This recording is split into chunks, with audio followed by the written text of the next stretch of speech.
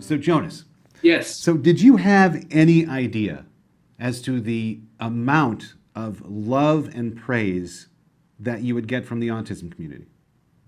No, I mean, it's such a great thing to hear. And we've read a little bit about it. And I know from your organization, it means so much to us because obviously we set out to make, we just wanted to make a good film and a fun film and a film that was relatable and entertaining. Obviously, it was coming from an emotional, personal place. This movie was based on an observation of our kids. Pete came into work one day, Pete Doctor, and he has a 11-year-old daughter at the time when we started, and he had noticed, and I've seen her grow up, that she had changed, not drastically, but just she was once happy and bouncing around the studio and full of energy, and she 11 years old, and she, put on her headset and her hoodie and just was different. He said, "What's going on inside her head?" And we thought that was a really sort of sad, but also truthful narrative question that if done right, we could answer that in a movie. I guess like all of our films, we're just trying to create relatable characters that are fun and entertaining, but also truthful. You know what I mean? Whether it's an old man that flies his house away, or cars that talk, or bugs, or humans, or emotions, just something that's gettable and clear. And when we sort of heard that the autistic community responded and saw it the way we see it, it meant a lot to us. It's hard to even put it into words, to be honest. Well, I think every film that you guys do is a film that inspires people, that touches people. I didn't expect. I got a little story here. A little segue here. Good. When my dad took me up to Pixar to see Up, he Right. sat me down, and I was a big Pixar fan. From the first film, from Nemo, and that was the first film, right? Toy Story was the Toy first. Story. I'm sorry. So I was a big fan from Toy Story. Yeah. But I sat down and I watched Up, and I was weeping during the montage of their life together. I was weeping by the end of it. I looked at my dad and I said, "Why didn't you warn me about that?" Because I was embarrassing myself. But I think your films touch on something that a lot of other films don't take the time to really look at, and that is the really truly important things in life, and what makes us who we are, what makes us individuals, what changes us as people, for good or bad. And Yeah. you're not afraid to look at that, and I think you really see that in this film, in Inside Out.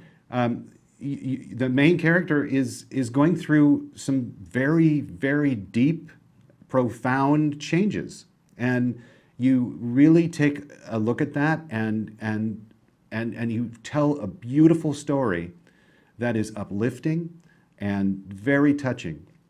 And I think and kudos for that. Thank you. It's very nice and kind words, and we appreciate that. Your father, and you mentioned casting, and one of the things, whether this has anything to do with it or not, I think it does. I remember talking to your father, at our first session, and with Pete, and we had the very same conversation with our cast on this film, with Amy Poehler and Louis Black and everybody's, and that is, when people come to an animated movie, I think, to act, they think in their heads like they have to put on a voice and do an animated voice, and we always say, no, we want your voice.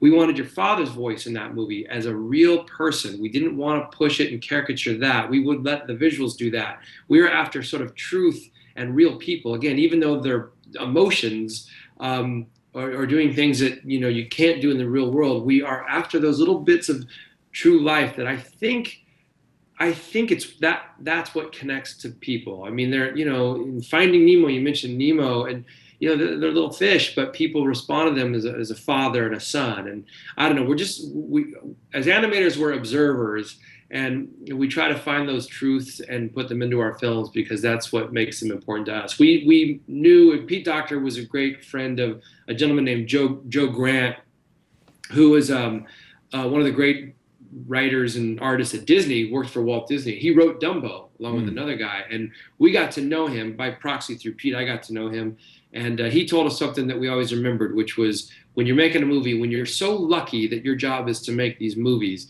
you always want to ask yourselves what you're giving the audience to take home with them. You're asking the audience to come and spend 2 hours or 90 minutes or whatever of their time, and they want to be entertained, but you also want to give them something that will, rattle around with them and be meaningful. And those are the movies I grew up loving, Dumbo and, Pinocchio and all those movies I grew up with as a kid. And that's, I'm not saying our movies are that at all. I'm saying that's sort of the bar we set for ourselves. Does that make sense? Yeah, it does. But I think they are that. I think these films are the new classics. They are the films that will survive, that will be with us, that will mean something to our generation and the generation coming up.